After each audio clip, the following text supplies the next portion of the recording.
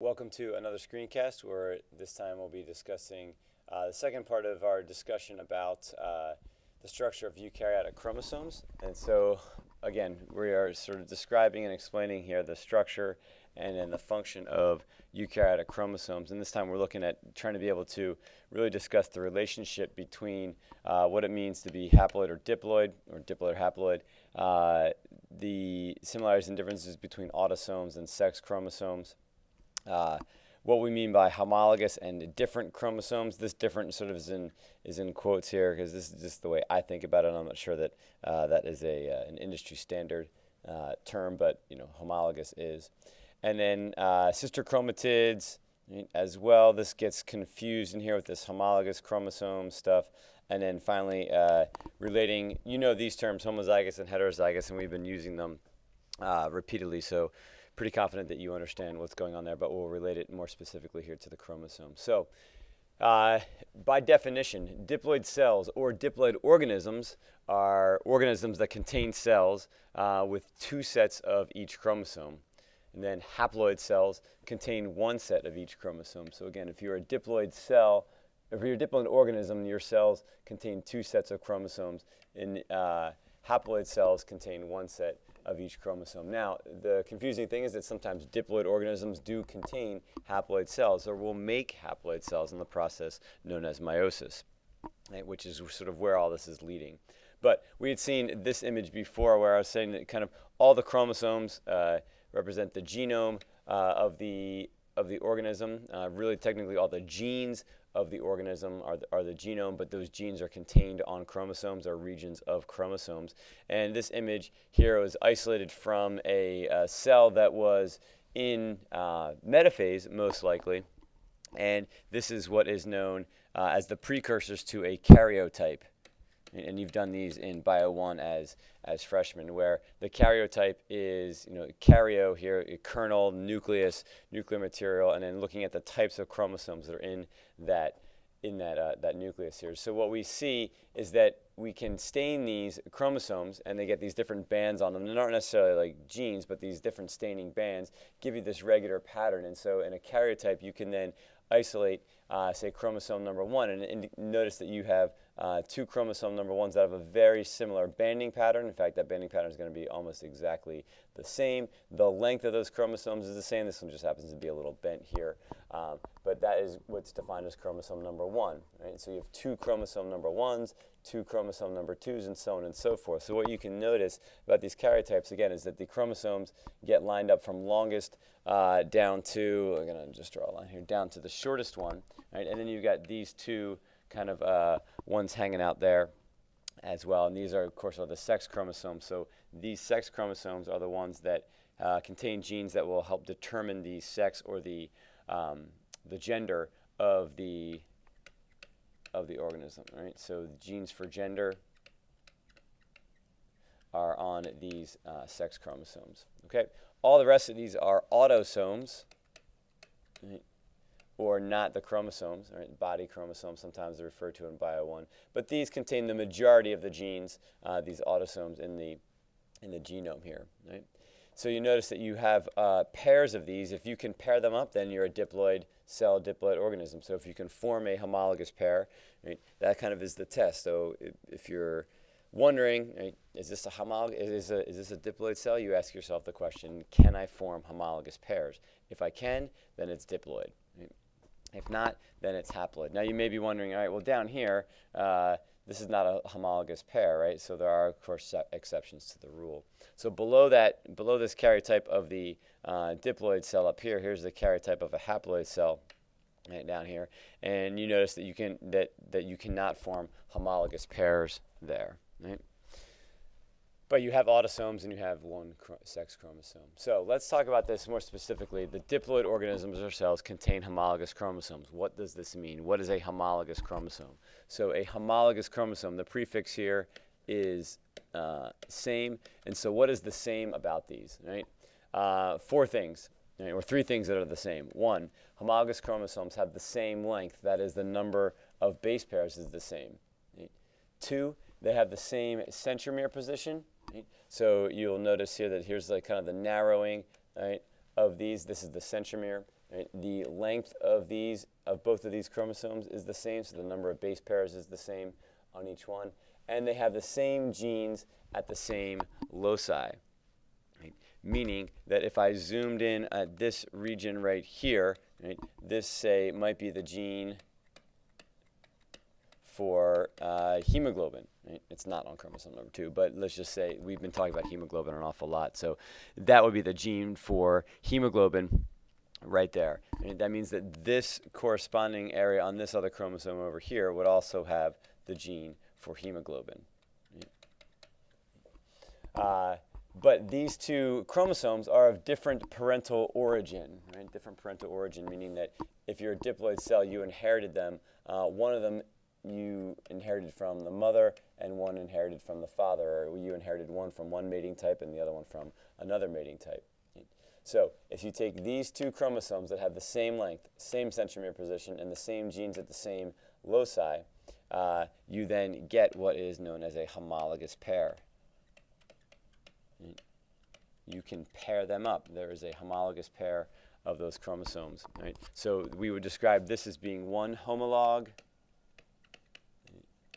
That's one homolog, and then this is the other homolog. So this would be the maternal homolog, and this would be the paternal homolog. Right? So by comparison then, below this, or for comparison, we can say that if we took this chromosome number 2 and had this chromosome number 9, what we notice is that they do not, first of all, have the same length. Right?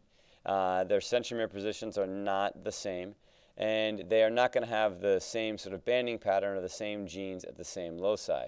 So the relationship between these things, if you took a chromosome 2 and a chromosome 9, the relationship is, well, nothing. These are what is known as different.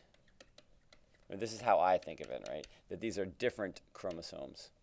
Right? Now, are these two, is this 2 and this 2, are they different chromosomes? Yeah, they're different because they're of, one's of maternal origin and one's of paternal origin, but that's not how we want to use the term different. So I want to be deliberate and specific when I say different. I mean that they have different lengths, different centromere positions, and different genes at different loci. Right? So chromosome number 2 and chromosome number 9 are different. Right? So that is the homologous bit there. Right? So diploid cells contain 2 sets, right, of each of the chromosomes in their genome, one of maternal origin, one of paternal origin. Right?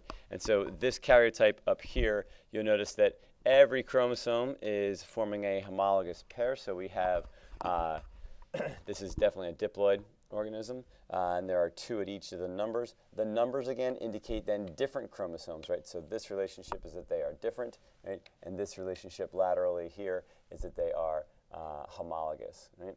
Now you notice down here that this individual karyotype here has 2 X's, and so this truly is a homologous situation, right? And this would be for, of course, females. Right? Females have inherited 2 X's, and then you notice down here for this sex chromosome, not necessarily homologous, but we'll fit that in there, and these are. I mean, we'll just assume that that's the homologous pair. Right?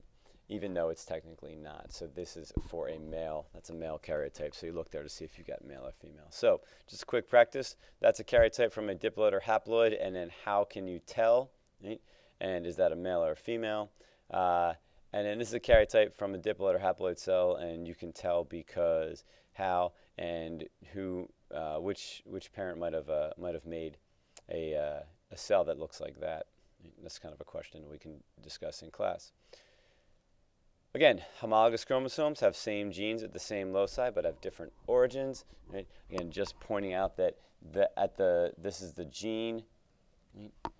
And at that locus, it's at this specific point on that chromosome. Right? So again, 7q3.1.2 is the locus. Right?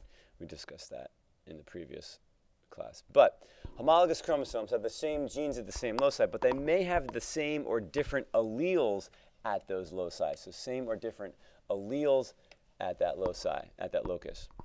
Right? So are these chromosomes homologous? The answer is yes, because they are the same length, they have the same centromere position, and we're indicating here with these bars that they have the same genes at the same loci.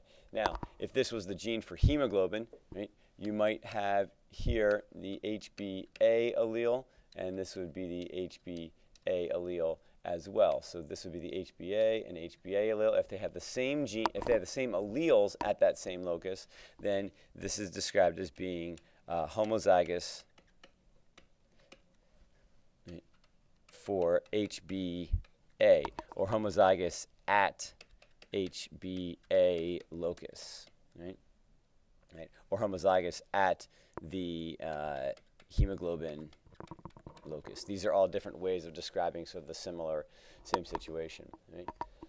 Now, that same locus, you might also have then a different allele, right? So this would be the HBS, right?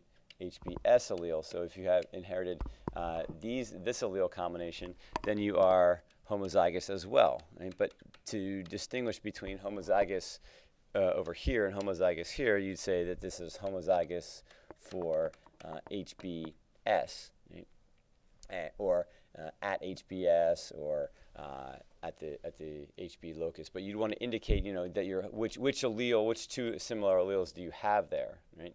So you'd want to indicate that in some way. Now, the final option here is that you could be heterozygous. Heterozygous, meaning that you have inherited, right, and this two different alleles here. So at that same locus, right, on your homologous chromosomes, you've inherited HBA allele from one parent and an HBS allele from another parent, right? So just saying heterozygous is enough, right? You would understand that you have two different alleles at that locus, right? Now, just a couple more things about this, right? Zygous here.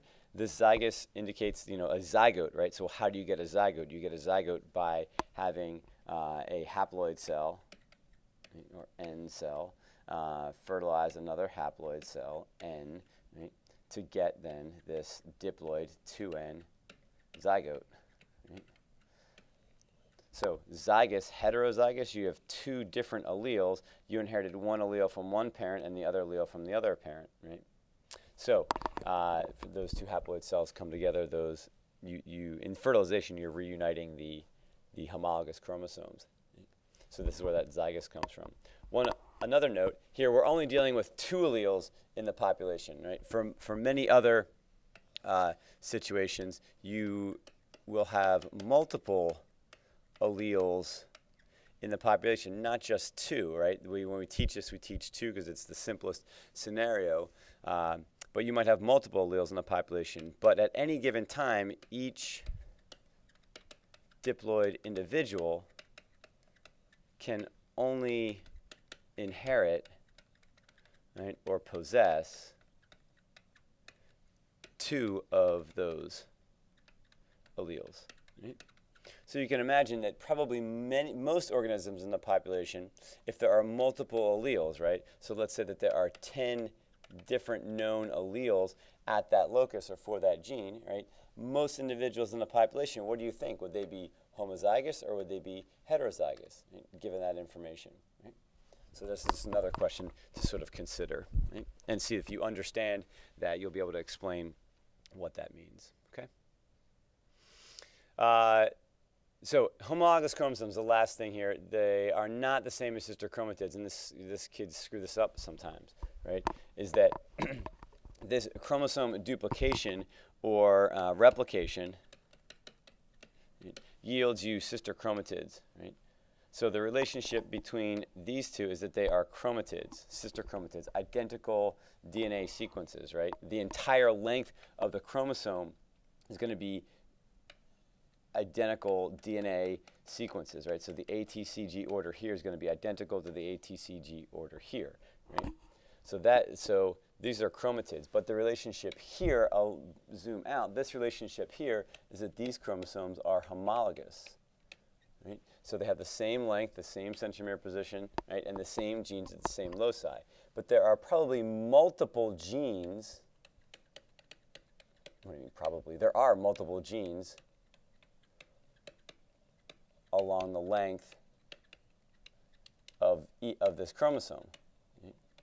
So what's the likelihood that every single DNA nucleotide sequence on this homologous chromosome, or on this homolog over here, is exactly the same as the homolog over there? really, really low. I mean, you're talking like thousands, hundreds of thousands of letters, right, millions of letters in some cases, the longer ones maybe, of nucleotide sequences along there. Now, might some of them be the same as over here? Yeah, they might, but the probability that the entire chromosome has exactly the same order on each homolog is really, really low, right?